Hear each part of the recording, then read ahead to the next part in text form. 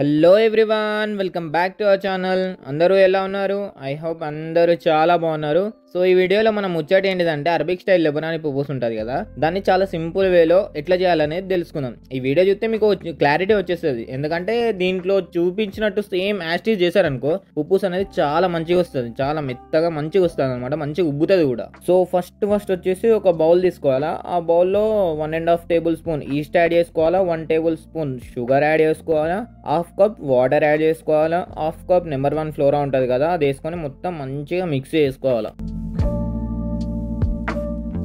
ఇక మొత్తం మంచిగా మిక్స్ చేసుకున్నాక అందులో 3 టేబుల్ స్పూన్ల milk powder, 1 tea spoon baking powder, half tea spoon salt వేసుకొని మంచిగా మొత్తం మళ్ళీ మిక్స్ చేసుకోవాలి.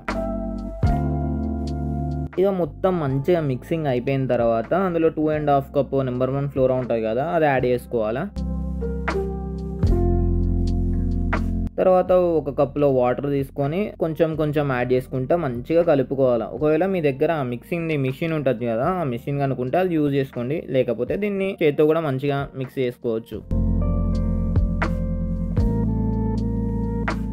ఇక వాటర్ యాడ్ చేసుకుంటా మిక్స్ చేసి కూడా అయిపోయిన తర్వాత అందులో 3 టేబుల్ స్పూన్ల ఆయిల్ ఉంటుంది కదా, ఆయిల్ యాడ్ చేసుకుంటా మళ్ళీ మొత్తం మంచిగా మిక్స్ చేసుకోవాలన్నమాట. ఇక మన మిక్సింగ్ ప్రాసెస్ అయితే అయిపోయిందన్నమాట. దీన్ని ప్లాస్టిక్ ర్యాప్ ఉంటుంది కదా దాంతో కవర్ చేసి ఒక 45 నిమిషాల వరకు పక్కన పెట్టుకోవాలి. ఒకవేళ మీ దగ్గర టైం ఎక్కువ లేదు అనుకుంటే దీన్ని కొంచెం వేడి దగ్గర పెడితే దీని సైజ్ అనేది డబల్ అవుతుంది అనమాట. డబల్ అయితే అయిపోయినట్టే. దాని తర్వాత మన తర్వాతి ప్రాసెస్ని స్టార్ట్ చేసుకోవచ్చు.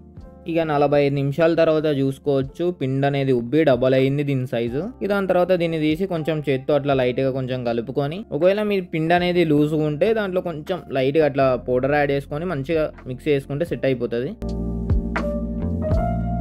తర్వాత ఇక వీడియోలో చూపించిన విధంగా పిండిని రౌండ్ వేసుకొని ఒక 5 నిమిషాల వరకు అట్లా పక్కకు ఉంచుకోవాలి. ఇక దాని తర్వాత రొట్టెల కర్ర తీసుకొని మనం రొట్టెలు చేసుకుంటాం కదా అట్లా వేసుకోవాలా. కానీ ఇది కొంచెం మందంగా ఉండేటట్టు చూసుకోవాలన్నమాట. ఇక దాని తర్వాత దీన్ని తీసుకొని ఇక మీ దగ్గర ఇట్లాంటి హీటర్ కనుక ఉంటే దీన్ని యూజ్ చేయండి. ఒకవేళ లేకపోతే మన పెనం ఉంటుంది కదా, పెనం మీద కూడా కాల్చుకోవచ్చు, మంచిగా ఉబ్బుతాయి.